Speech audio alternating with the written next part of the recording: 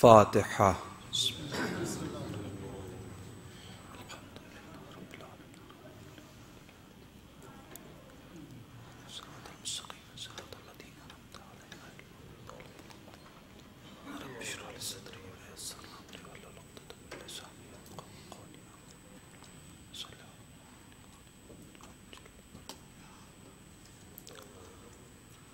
لا حول ولا قوة الا باللہ العلی العظیم۔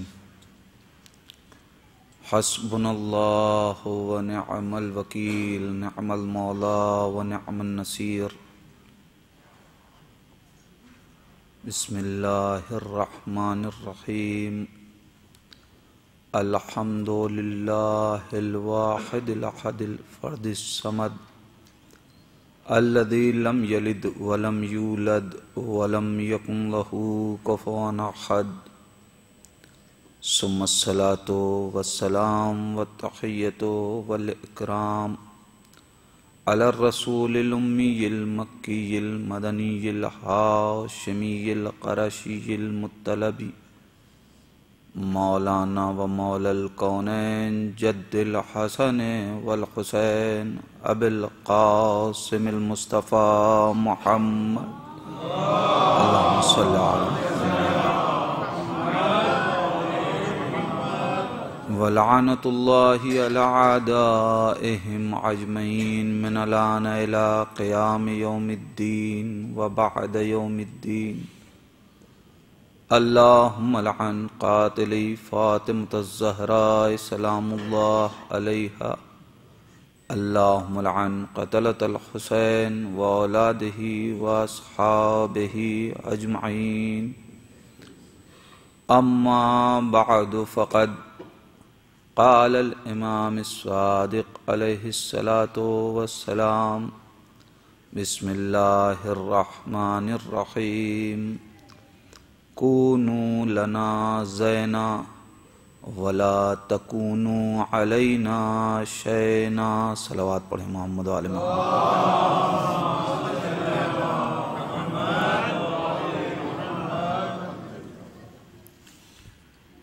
عزیزان ایمان،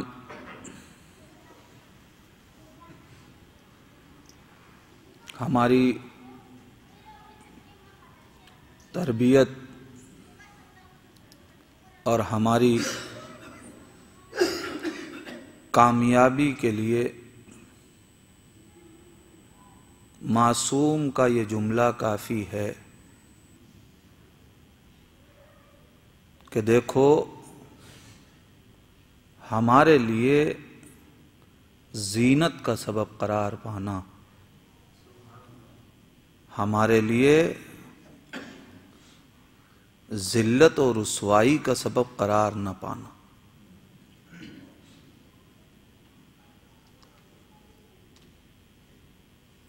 ہر مربی اپنی اولاد سے، اپنے فرزند سے، اپنے بچوں سے، اپنے زیر دست تربیت پانے والوں سے، ہر مربی کی خواہش یہی ہوتی ہے کہ کوئی بھی اس کی شکایت نہ کرے، کوئی بھی اس سے شکوہ نہ کرے، اور یہ اسی وقت ہوتا ہے کہ جب انسان اپنے اندر اخلاقیات کے جوہر پیدا کر لے۔ اور اگر ایسا نہ ہو تو غلطیاں بچے کرتے ہیں، تانے بزرگوں کو ملتے ہیں۔ کتنا سخت مرحلہ ہے۔ غلطیاں طالب علم کرتے ہیں، لیکن کہا استاد کو جاتا ہے۔ ہم کائنات میں اپنی نسبتوں پہ فخر کرتے ہیں، اور اللہ کا شکر ہے کہ ہم نے ان نسبتوں پہ ہمیشہ فخر کیا ہے اور کریں گے، اس لیے کہ یہ نسبتیں افتخار کے لائق ہیں۔ ہم اپنے کو کربلائی کہتے ہیں تو ہمیں فخر محسوس ہوتا ہے، ہمیں کوئی علوی کہے ہمیں خوشی محسوس ہوتی ہے، ہمیں کوئی حسنی کہہ کے پکارے ہمیں دل میں انبساط کی کیفیت محسوس ہوتی ہے، ہمیں کوئی حسینی کہتا ہے تو ہمارا سر افتخار اٹھ جاتا ہے، ہمیں کوئی عابدی کہتا ہے۔ یہ سارے سلسلے کوئی ایک رہنما ہمارا ایسا نہیں ہے کہ ہمیں جس سے منسوب کیا جائے اور ہمیں سبکی محسوس ہو جائے، اور ہم ان رہنماؤں کی نسبت کی کیا بات کریں، یہ جہاں دفن ہو جائیں ہمیں وہاں سے منسوب کر دیا جائے تو ہم فخر کریں، ہمیں کوئی نجفی کہے تو ہمیں افتخار ملتا ہے، ہمیں کوئی کربلائی کہے تو ہمیں خوشی ہوتی ہے، ہمیں کوئی کاظمین سے منسوب کرے تو ہم خوش ہوتے ہیں، ہمیں کوئی مشہدی کہتا ہے تو ہمیں افتخار حاصل ہوتا ہے۔ عزیزان ایمان، اس لیے کہ یہ جہاں دفن ہو جائیں، جو جگہ ان سے منسوب ہو جائے اس سے بھی منسوب ہو جانا یہ قابل افتخار ہے۔ لیکن اب میں وہ دوسرے پہلو پہ گفتگو نہیں کرنا چاہتا کہ کیوں ہم کوئی ایسا رہنما منتخب ہی کیوں کریں کہ اگر ہم کو منسوب کیا جائے تو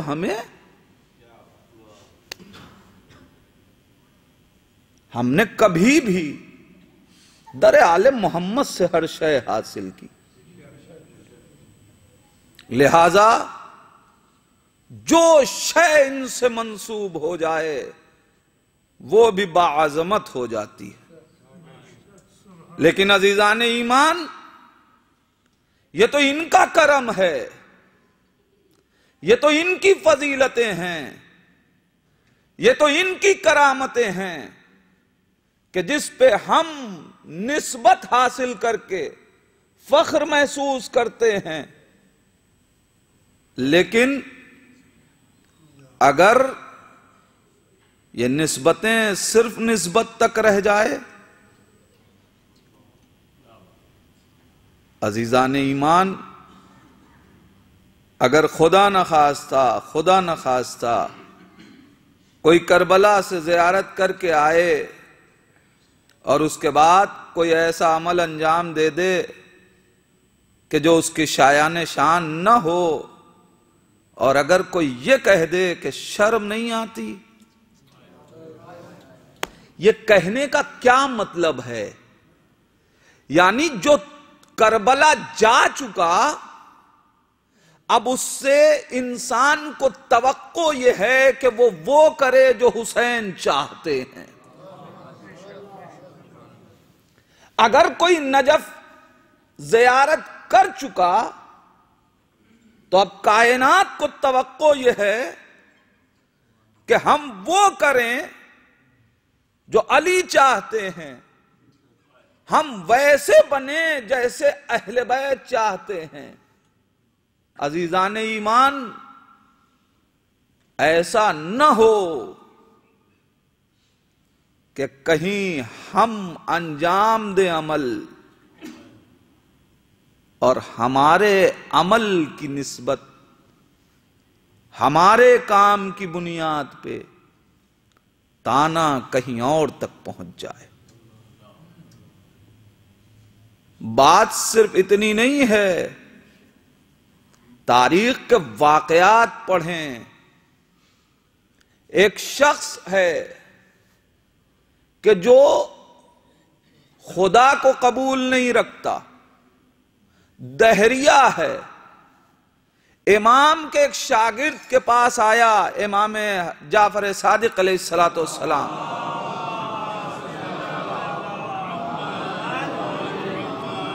اور آنے کے بعد مناظرہ کیا، کچھ تلخ کلامی کے ساتھ گفتگو کا خاتمہ ہوا۔ اس نے کہا کہ تم امام کے شاگرد ہو؟ اس نے کہا ہاں۔ کہا ہم نے امام سے نہ جانے کتنی بحثیں کی، مگر آج تک ہم نے کوئی لفظ ایسی نہ سنی، جبکہ وہ منکر خدا تھا۔ عزیزان ایمان، اس کا مطلب یہ ہے کہ اگر کوئی کائنات میں عرفان حاصل کر چکا ہو اہل بیت کا، تو اب وہ یہ توقع رکھتا ہے کہ جو یہ کہہ رہا ہو کہ ہم اہل بیت کے چاہنے والے ہیں، ہم اہل بیت سے محبت رکھنے والے ہیں، اس کے اندر وہی اخلاق پایا جائے، وہی سیرت پائی جائے۔ تب انسان یہ سمجھتا ہے کہ واقعاً اس نے کسب فیض کیا۔ یہ الگ بات ہے کہ ظرفیت کے اعتبار سے جیسی ظرفیت ہو، ضروری نہیں ہے کہ ایک جیسے حالات میں ہر شخص ایک ہی جیسا نتیجہ بھی دے۔ نہیں عزیزان ایمان، میں بزم پیغمبر کی یا مجلس اہل بیت کا تذکرہ نہیں، میں بالکل سامنے کی اپنے چھوٹے بھائیوں کے لیے ایک مثال دے رہا ہوں، اور مثال صرف مثال تک ہوتی ہے، نتیجہ لینے کے لیے۔ گرم پانی کھولتے ہوئے پانی میں اگر انسان آلو ڈالے تو آلو سخت ہوتا ہے، مگر اس میں نرمی آ جاتی ہے، اور اگر انڈا ڈال دے، انڈا نرم ہوتا ہے مگر سختی آتی ہے۔ حالات ایک جیسے ہیں مگر نتیجہ ظرفیت کے اعتبار سے ہوتا ہے۔ عزیزان ایمان، یہ الگ بات ہے کہ سب بزم پیغمبر میں آئے مگر نتیجہ ظرفیت کے اعتبار سے تھا۔ ایک صلوات پڑھیں محمد و آل محمد۔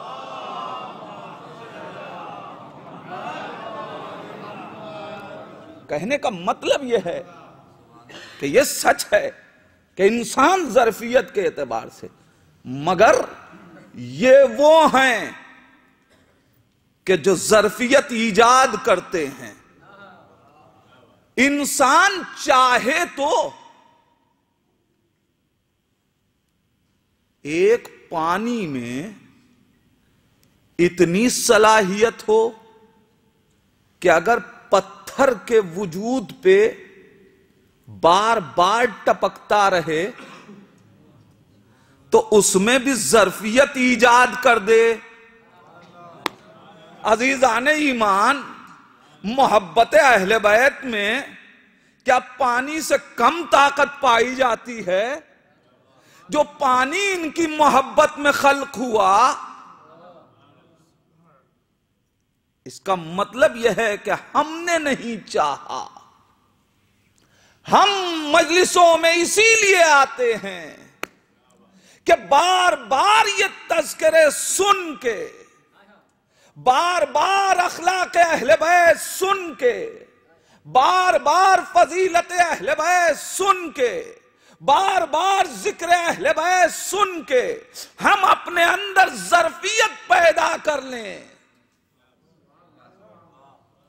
آنے والے بت پرست ہوتے تھے، مگر جب ان کے درمیان آتے تھے تو کبھی اخلاقی مظاہروں سے ظرفیت پیدا ہوتی تھی، کبھی اعمال سے ظرفیت پیدا ہوتی تھی. ظرفیت پیدا کرنا یہ انسان کا کام ہے، وہ چاہے تو ظرفیت پیدا ہوگی. یوں ہی نہیں کہا گیا بسم اللہ الرحمن الرحیم ان الحسین مصباح الہدی و سفینۃ النجات. حسین چراغ ہدایت ہیں اور کشتی نجات ہیں. اور اگر اس حدیث کو کہ جس میں ہمارے اور آپ کے چھٹے امام حضرت امام جعفر صادق علیہ السلام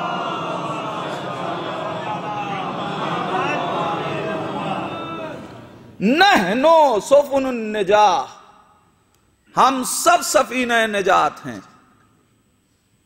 ولیکن جدنا الحسین اسرع،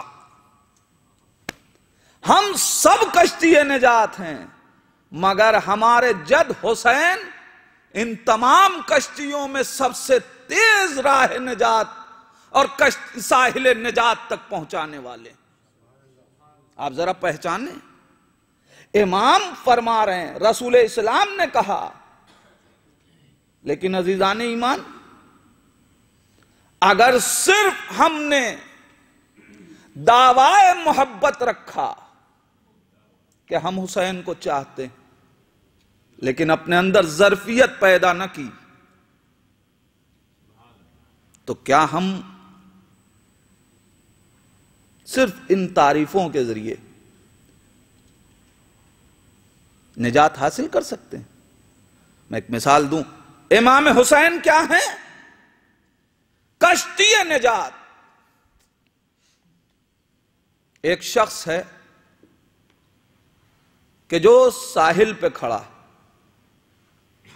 وہاں ایک کشتی کھڑی، جو لوگ آ رہے ہیں انہیں وہ بتا رہا ہے کہ دیکھو یہ کشتی، اس کے اندر اتنے افراد بیٹھ سکتے ہیں، اس کشتی میں اتنے پتوار ہیں، اس کشتی میں اتنے بادبان ہیں، اس کشتی کے اندر اتنی طاقت پائی جاتی ہے، یہ کشتی اتنی دیر میں اتنے دور کا سفر طے کر لیتی ہے. تعریف کر رہا ہے کشتی کی کہ ایک مرتبہ ساحل کی فضا تبدیل ہوئی اور اب دریا کے اندر طغیانی کیفیت پیدا ہوئی اور اتنی دیر میں دریا سیلاب میں بدل گیا، اور اب یہ سیلاب ساحل کو عبور کرتے ہوئے اس انسان تک آ گیا. وہ انسان کھڑے ہو کے اس کشتی کی تعریف کرتا رہے لیکن کشتی میں سوار نہ ہو، تو کیا یہ تعریف اسے اس سیلاب سے بچا لے گی؟ لیکن اسی کے برعکس ایک اور انسان ہے جس کو یہ معلوم ہی نہیں کہ یہ کشتی ہے، یہ بچانے کی چیز ہے، یہ تیز رفتار ہے، اس میں بادبان و پتوار پائے جاتے ہیں. اسے کشتی کے بارے میں کچھ نہیں معلوم. سیلاب آئے گا تو ڈوبے گا وہ بھی، نتیجہ دونوں کا ایک ہوگا. لیکن جو لوگ دیکھنے والے ہیں، یہ بتائیے برائی کس کی کریں گے؟ یہ کس کے بارے میں یہ کہیں گے کہ اس کو ڈوبنا نہیں چاہیے تھا، اور یہ ڈوبا ہے تو اپنی جہالت سے نہیں ڈوبا، اسے یہ معلوم تھا کہ یہ کشتی بچا سکتی ہے، مگر اپنے علم کو رکھتے ہوئے بھی یہ کشتی پہ سوار نہیں ہوا. اس کا مطلب علم تو تھا مگر عقل نہ تھی، ورنہ اگر عقل ہوتی تو اپنے علم کو بروئے کار لاتے ہوئے یہ کشتی پہ سوار ہو گیا ہوتا. عزیزان ایمان، اب جو دوسرے افراد ہوں یا ہم ہوں، اگر صرف حسین کی، اگر صرف اہل بیت کی مدح و ثنا کرتے رہ جائیں اور ان اخلاق کو اپنے اندر نہ اتاریں تو گمراہیوں کا سیلاب ہمیں ڈبو دے گا. لیکن غیروں میں اور ہم میں فرق یہ ہوگا کہ جب ہم ڈوبیں گے تو ڈوبنے کے بعد کوئی افسوس بھی نہیں کرے گا، بلکہ یہ کہا جائے گا ارے یہ تو پہچانتا تھا کہ بچانے والے کون ہیں، اسے تو معلوم تھا کہ بچنا کیسے ہے، اسے تو علم تھا، لیکن اپنے علم سے فائدہ نہ اٹھایا، اپنے شعور سے فائدہ نہ اٹھایا. عزیزو، لہذا لازم ہے کہ ہم نے جو مجلسیں سنی ہیں ان مجلسوں کو ہم اپنے گھروں تک لے جائیں. بعض جگہوں پہ فرش عزا اور یہ ذکر اہل بیت امام بارگاہوں تک رہ جاتا ہے. مجلس میں آپ سب کے لیے نہیں کہہ رہا ہوں، مجلس میں آتے تو ہیں تاکہ نسبت باقی رہے. کوئی یہ نہ کہے کہ کیسے ہو، لیکن یہ ذکر صرف یہیں تک کر کے اگر ہم یہیں چھوڑ کے چلے گئے، ثواب اپنی جگہ، ان مجلسوں میں صرف آنا یہ بھی ثواب سے خالی نہیں ہے، اور جو آئے گا وہی سن سن کے ظرفیت پیدا کرے گا. جو آیا ہی نہیں. ایک شعر بڑا اچھا کسی نے کہا ہے کہ نہیں لکھا تھا تقدیروں میں جن کی خلد میں جانا، نہیں لکھا تھا تقدیروں میں جن کی خلد میں جانا، عزاخانوں سے گزرے وہ مگر اندر نہیں آئے. ایک صلوات پڑھ دیں محمد و آل محمد پر.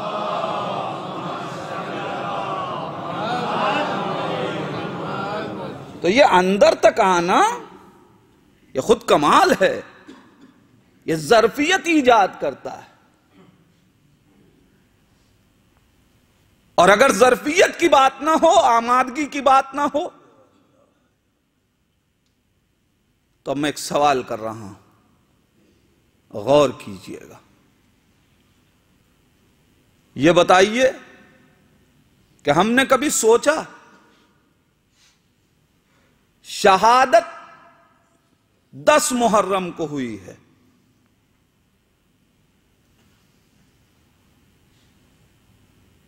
اور ہم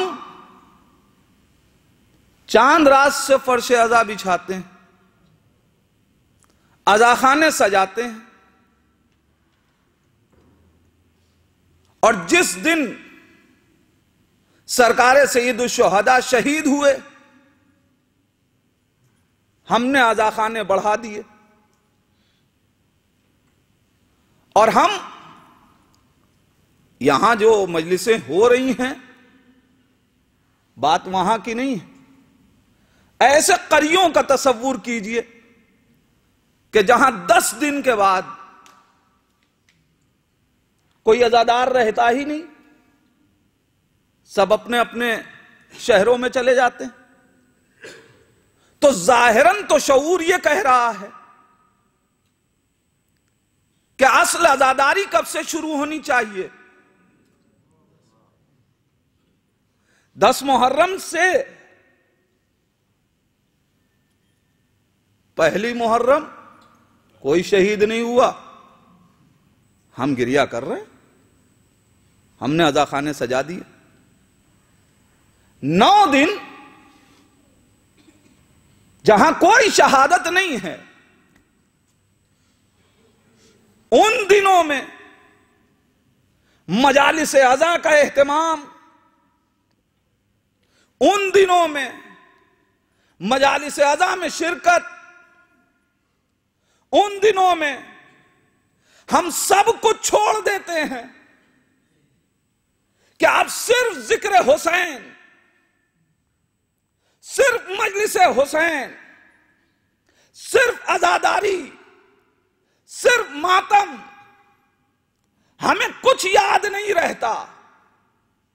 حد یہ ہے کہ مائیں چھوٹے چھوٹے بچوں کو لے کے اپنی آغوش میں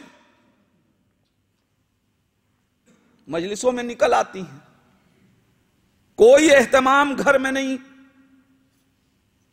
بچہ کب جاگ رہا ہے، کب اسے سونے کو مل رہا ہے، کب اسے کھانے کو مل رہا ہے، کب لباس بدل رہا ہے، کوئی کام، صرف ایک فکر ہے مجلس نہ چھوٹے،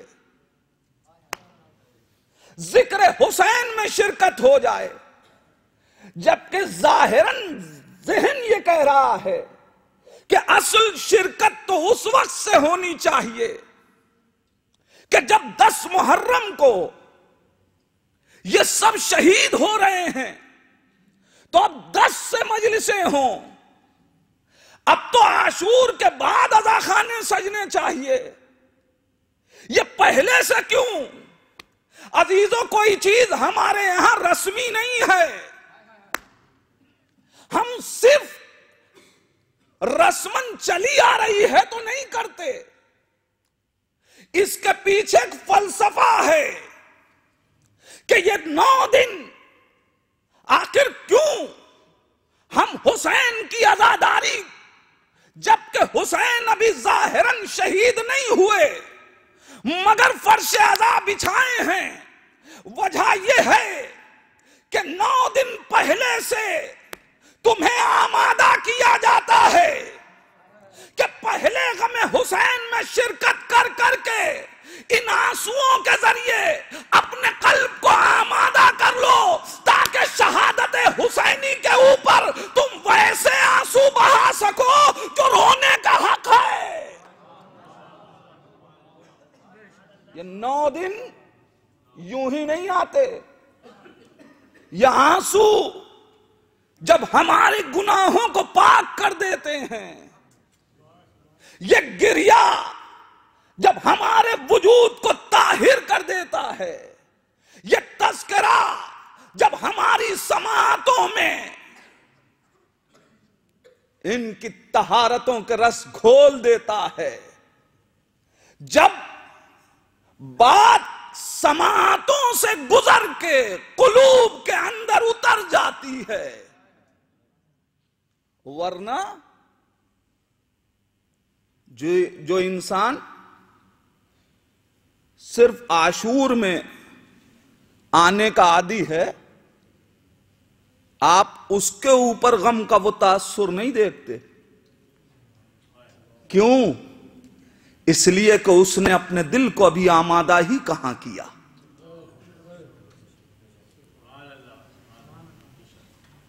قسم خدا کی باعظمت ہیں وہ افراد کہ جو اس قلب کو ہمیشہ آمادہ رکھتے ہیں کہ جب حسین چاہیں ہمارے قلوب کے اندر آ کے دیکھیں۔ ہم زمانوں کے لیے، ہم حسین کے لیے زمانوں کے محتاج نہیں ہیں، اس لیے کہ ہم نے حسین کو محرم سے نہیں پہچانا ہے، ہم نے حسین سے محرم کو پہچانا ہے، اور ان دونوں چیزوں میں بڑا فرق ہے۔ جو لوگ محرم سے حسین کو پہچانتے ہیں ان میں، اور جو حسین سے محرم کو پہچانتے ہیں ان میں بڑا فرق ہے۔ جو محرم سے حسین کو پہچانتے ہیں، ہمارے یہاں ویسے تو اب دھیرے دھیرے یہ باتیں ختم ہو رہی ہیں، لیکن ہمیں یاد ہے کہ ہندوستان میں ادھر چاند نمودار ہوا. میں یہ نہیں کہتا کہ ان گھروں میں اگر آج یہ آلات کھلے ہوئے ہیں تو اس پہ گناہ ہو رہا ہے، لیکن ادھر چاند نکلا، ادھر ٹیلی ویژن کو باندھ کے رکھ دیا جاتا تھا. اب کب؟ 2 مہینہ 8 دن کے بعد.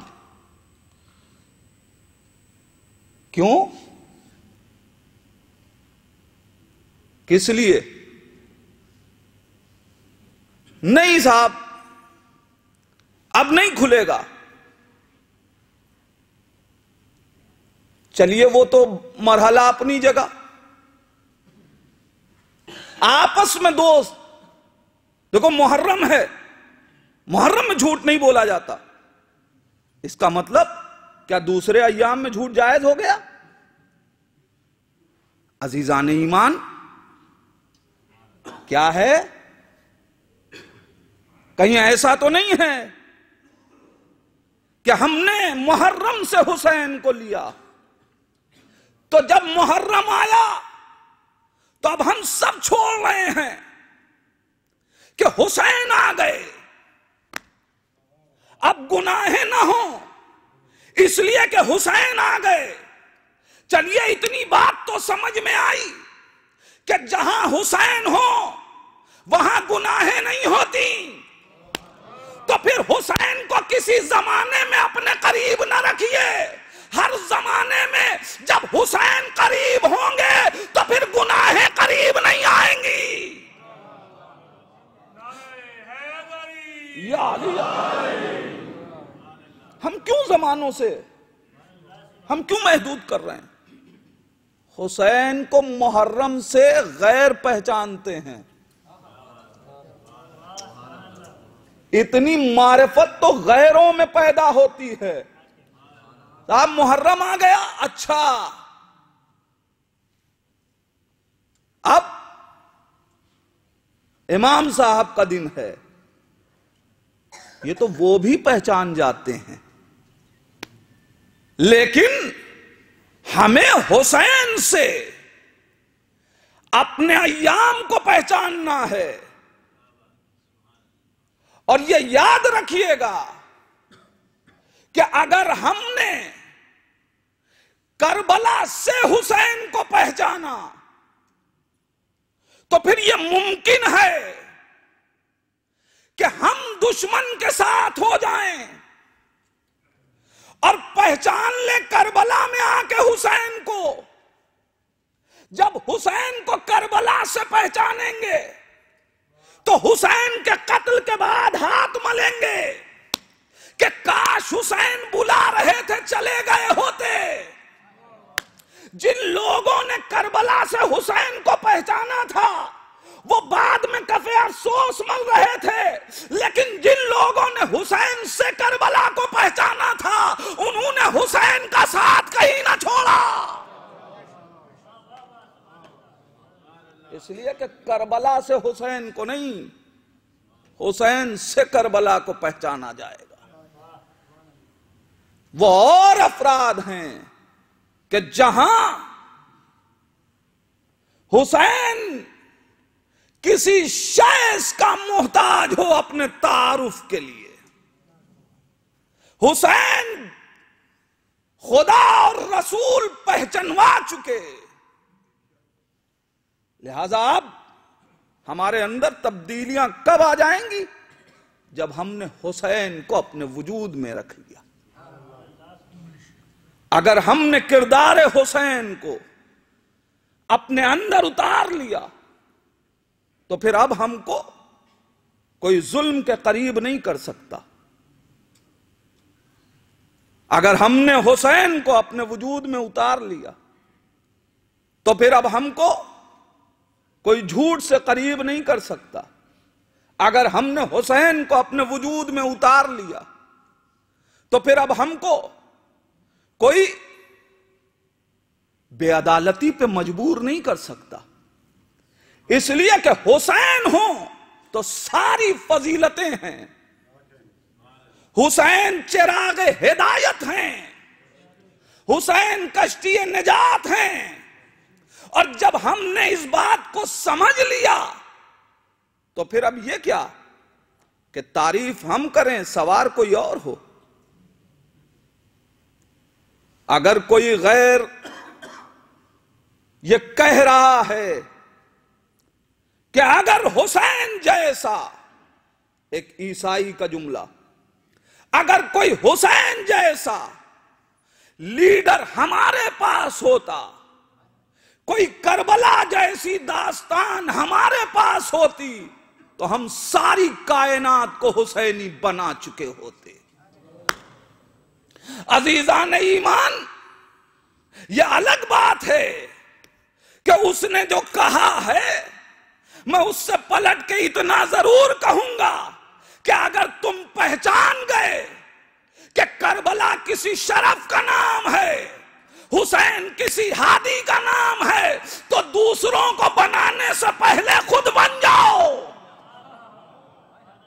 لیکن عزیزان ایمان، یہ تو اس کی بات ہے، مگر حقیقت ہے کہ وہ جو کہہ رہا ہے اس کا مطلب یہ ہے کہ اس کی لفظیں ہمیں کوئی پیغام دے رہی ہیں کہ تم نے کیا کیا کہ حسین تمہارے پاس ہیں مگر کائنات کو تم پیغام حسین نہ دے سکے.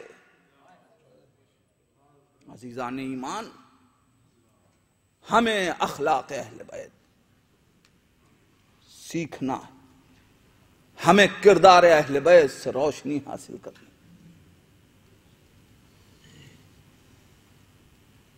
کیا یہ دے رہے ہیں ہم کو؟ کیا کچھ نہیں دیا ہے؟ آپ ذرا سوچیں. غیر لوگ یوں ہی حسین سے وابستہ ہو رہے ہیں.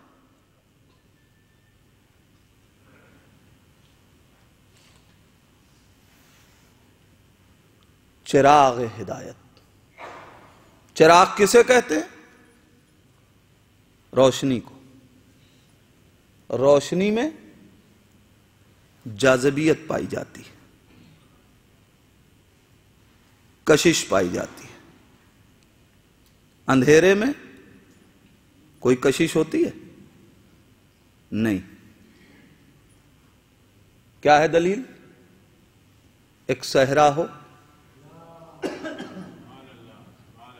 ایک صحرا، ایک بیابان، جہاں صرف اندھیرا ہی اندھیرا ہو. آپ چلے جائیں، آپ کو اندھیرا اپنی طرف کھینچے گا نہیں، لیکن اسی اندھیرے میں کوئی ایک چراغ جل رہا ہو، نگاہ چراغ کی طرف اٹھی جاتی ہے. اس لیے کہ اس کے اندر جاذبیت ہے، مقناطیسی ہے، کھینچنے کی کیفیت ہے. عزیزان ایمان، جب جاذبیت پائی جاتی ہے تو حسین ہیں چراغ. ہمارا کام یہ ہے کہ اس چراغ کو روشن کر دو. تاریکی خود بخود دم گھٹ جائے گا. تم چراغ روشن کرو، تم نام حسین لو، تم اوصاف حسین بیان کرو. تمہیں تاریکیوں کی طرف توجہ کرنے کی ضرورت نہیں ہے. تم روشنی کربلا کربلا کا ایک چراغ روشن تو کرو، پھر دیکھو کہ کھچ کے کس طریقے سے نگاہیں اس کی طرف آ رہی ہیں. مگر عزیزان ایمان، جاذبیت میں بھی سنخیت شرط ہے. میں اتنے چھوٹے بھائیوں کو مثال دوں. میگنیٹ، اگر میگنیٹ کو آپ کسی پلاسٹک کے پاس لے جائیں، بالکل قریب کر دیں، مگر اٹھائیں گے وہ الگ یہ الگ۔ شیشے کے پاس لے جائیں، یہ الگ وہ الگ، لیکن وہی میگنیٹ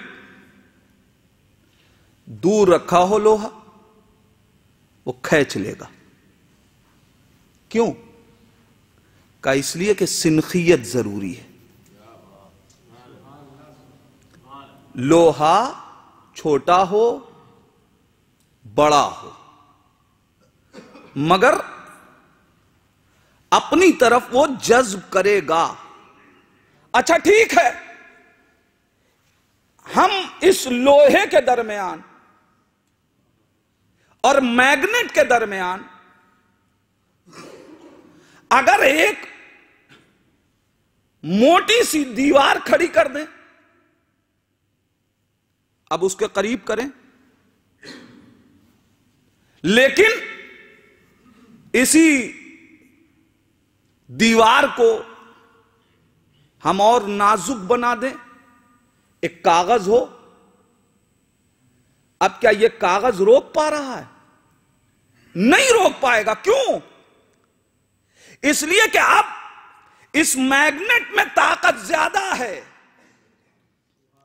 عزیزان ایمان، میرے کہنے کا مقصد یہ ہے کہ ہمیں اہل بیت سے سنخیت تو حاصل ہے، مگر جب تک ہمارے چھوٹے چھوٹے گناہ ہوتے ہیں یہ ہمیں اپنی طرف کھینچ کے سنبھالے رہتے ہیں۔ جب ہم گناہوں کی موٹی دیواریں کھڑی کر دیتے ہیں تو پھر ہم ان سے دور ہو جاتے ہیں۔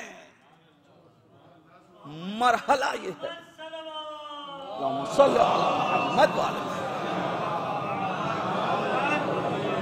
لہذا ضرورت ہے اس بات کی کہ ہم پہچانیں اہل بیت کو کہ وہ کیا ہیں، اور اس کے بعد صرف پہچان لینا کافی نہیں ہے، وہ کردار کے جو اہل بیت میں ہے اس کو اپنے اندر، وہ فضیلتیں جو اہل بیت میں ہیں اس کو اپنے اندر اتاریں۔ کل کی حدیث میں نے آپ کے سامنے پیش کی کہ امام فرما رہے ہیں مومن مومن ہو ہی نہیں سکتا جب تک اس کے اندر تین باتیں نہ پائی جائیں۔ اس کا مطلب یہ ہے کہ ہر ایک اپنے اصول کے اعتبار سے، ہر شے سے، جو بزرگ ہیں، جو ہماری نجات کی ضامن ہیں، ہمیں ان سے چیزیں حاصل کرنی ہیں۔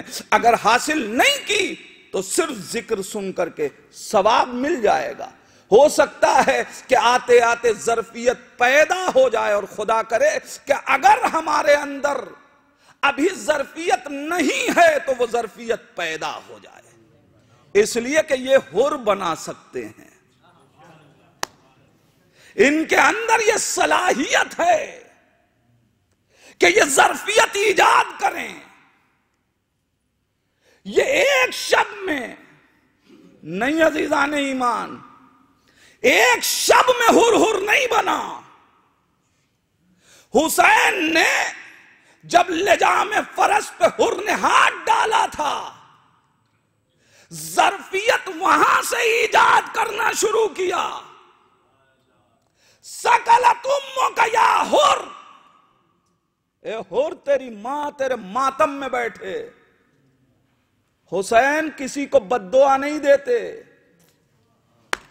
ارے جب شمر خنجر چلا رہا ہے، اس کی روایت ہے کہ میں نے دیکھا کہ حسین کے لب ہل رہے ہیں، میں نے کان لگا کے سنا کہ حسین کیا کہہ رہے ہیں، تو اس وقت بھی حسین پروردگار کی کا ذکر کر رہے ہیں۔ وہ یہ سوچ رہا تھا کہ شاید ہمارے لیے بد دعا کر رہے ہوں گے۔ عزیزان ایمان، جو اپنے قاتل کے لیے بد دعا نہ کر رہا ہو، اس نے حر کو بد دعا نہیں دی تھی، چونکہ اسی بد دعا کے ذریعے سے اس وقت ظرفیت پیدا ہونی تھی۔ لہذا امام نے اس وقت اس کو اس کی ماں کے ذریعے سے اپنی ماں کا شرف یاد دلایا اور ظرفیت ایجاد کی۔ اور چونکہ جب حر نے اس مرحلے سے کمال اپنے اندر اتار لیا، تو اب امام کے ذہن میں بھی ایک بات تھی کہ میں نے حر کے لیے، حر کے سامنے، اس کی ماں کے سلسلے میں یہ بات کہی ہے کہ تیری ماں تیرے ماتم میں بیٹھے، تو حر کو کہیں یہ احساس ستا رہا ہوگا کہ میری ماں کی تربیت میں کوئی کمی رہ گئی، لہذا اب حسین ہیں۔ جب ظرفیت ایجاد ہو گئی اور حر ہاتھوں کو جوڑے ہوئے آیا تو سب سے پہلی تعریف حر کی ماں کی کے لیے کیا، اور کیا کہا حسین نے؟ کتنا اچھا نام تیری ماں نے تیرا رکھا، اے حر خدا تم پر رحمت نازل کرے۔ عزیزان ایمان، یہ واقعات نہیں ہیں۔ مولا حسین حر کو کیوں معاف کر رہے ہیں؟ حسین آواز دیں گے، اگر آج میں نے حر کو نہیں بخشا تو کائنات کو میں کیسے بتاؤں گا؟ ہم مظہر اوصاف خدا ہیں، ہم حر جیسے گناہگار کو بخش کے بتائیں گے کہ دنیا والو اگر گناہگار ہو خدا کے تو مایوس نہ ہونا۔ اگر حسین کا قلب اتنا وسیع ہے کہ حر جیسے گناہگار کو بخش سکتا ہے تو خدائے حسین کتنا کریم ہوگا۔ پیغام دیا جا رہا ہے، اور اب تاریخوں نے عجیب منظر لکھا۔ تاریخ کہتی ہے کہ حر کہتے ہیں آقا میں تب سمجھوں گا کہ آپ نے مجھے معاف کر دیا کہ جب مجھے مرنے کی رضا دے دیجیے، جب مجھے مرنے کی رضا دیجیے۔ اب چونکہ اس شہید کا نام آ گیا لہذا چند جملے انہی کے سلسلے میں، مجھے مرنے کی رضا دیجیے۔ حسین کہتے ہیں حر تو ابھی میرا مہمان بنا ہے، اے حر تو ایسے عالم میں آیا ہے کہ جب ساقی کوثر کا لال ایک جرعہ آب سے بھی تیری میزبانی نہیں کر سکتا۔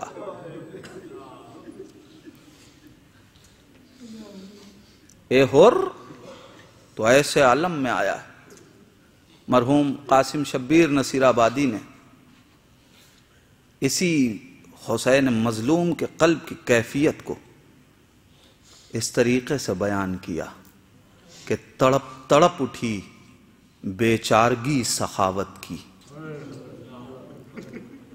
تڑپ تڑپ اٹھی بیچارگی سخاوت کی، عجیب وقت میں آیا تھا مہماں تیرا۔ حسین تڑپ رہے ہیں، اللہ جو اپنے قاتلوں کے لیے دودھ کا شربت پیش کرے آج وہ اپنے مہمان کو ایک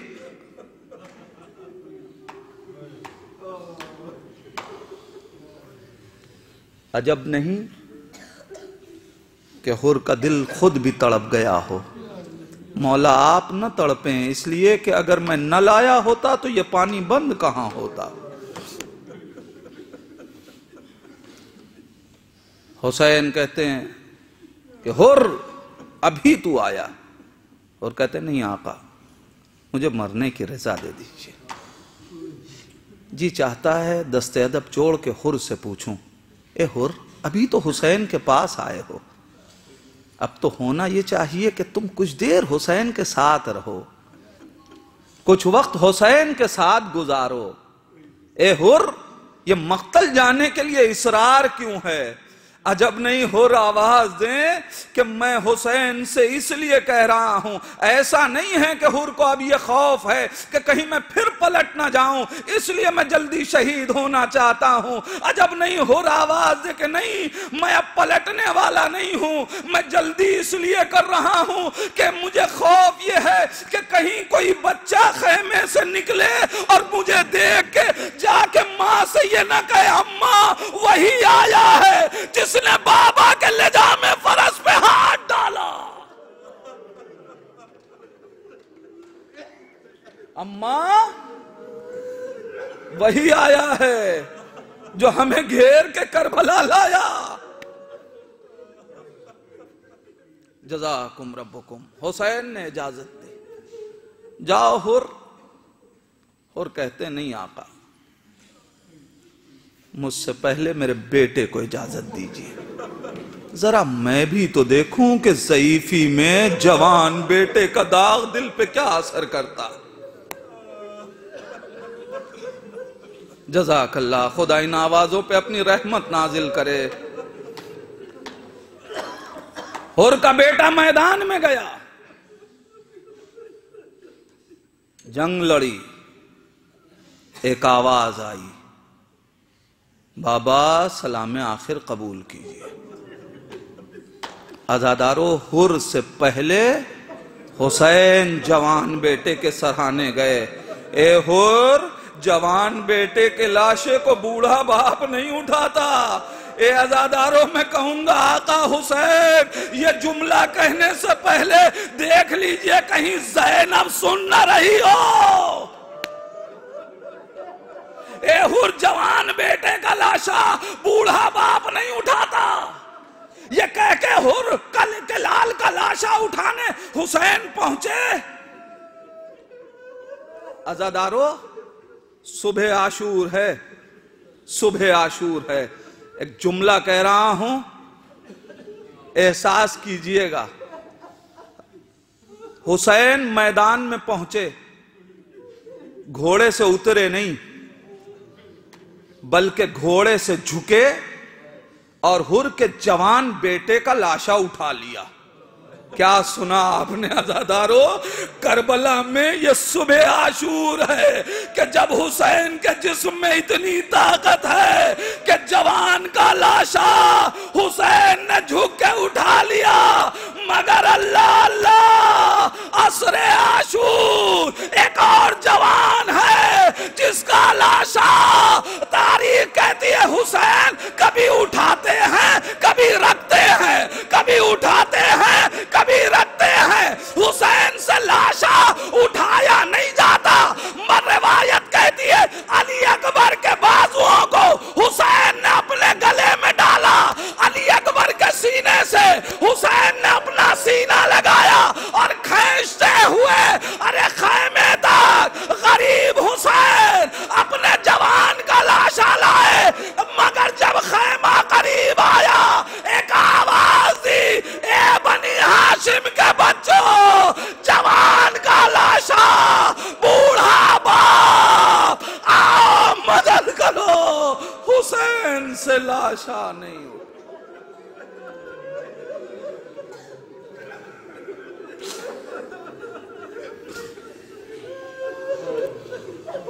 وَسَيَعْلَمُ الَّذِينَ ظَلَمُوا أَيَّ مُنْقَلَبٍ يَنْقَلِبُونَ اِنَّا لِلَّهِ وَإِنَّا إِلَيْهِ رَاجِعُونَ۔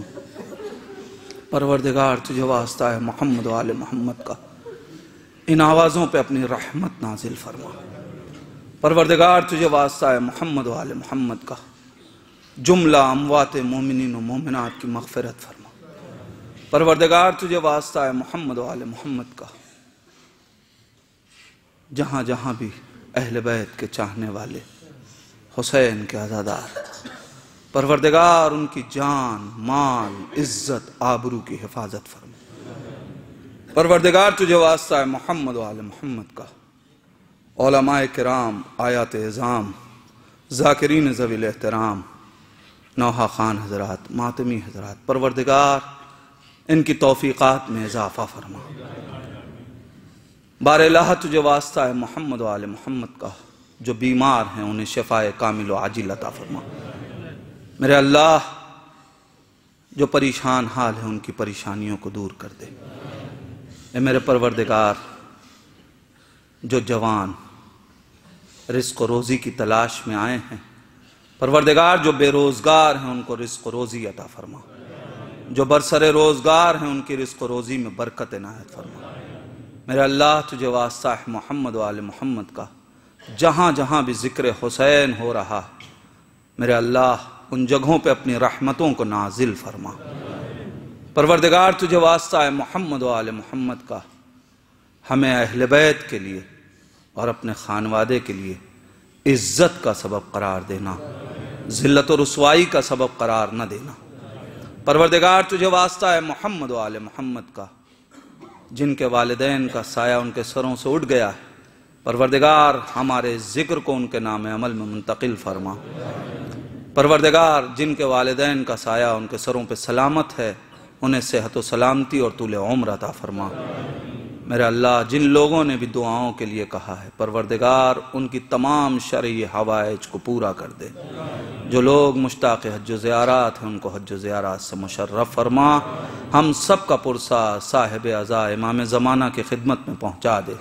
پروردگار امام کے ظہور میں تعجیل فرما، اند الظہور اتنی توفیق دے کہ ہم اپنے امام کو پہچان سکیں۔ اسی امام کا واسطہ ہم کو ان کے آوان و انصار میں شمار فرما۔